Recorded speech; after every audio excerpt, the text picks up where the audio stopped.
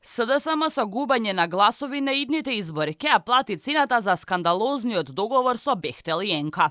Само за да не се растури владата и да не дојде до предвремени избори, бидејќи Ковачевски сака да тера до крај, решија да одат и против Уставот и против Брисел, сметаат дел од познавачите.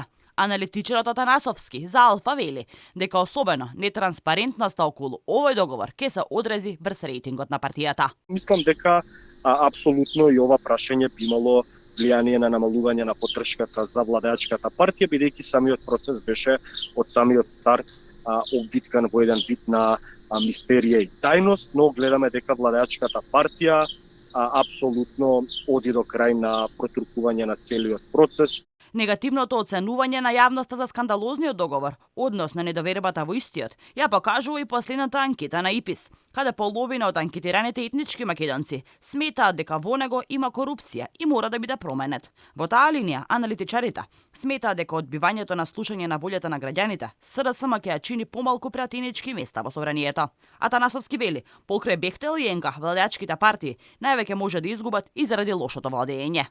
Една владеачка партија кога ги губи изборите, ги губи поради повеќе причини. Тука тоа станува комплот од незадоволство, да речеме, во економијата, во образованието, здравството, покачување на плати, односно животниот стандард, национални прашања. Сето тоа се едни од најчувствителните теми од реалниот живот, но и од емотивно-националниот сензитивен живот на граѓаните, кои се решаваат да ја казнат една владеачка партија. Токму овие причини, како и Бехтел и Енка, беа резултат за нискиот процент на доварба на СДСМ, наспроти оној на ВМРО ДПМН, заклучно последната анкета објавена пред 3 дена.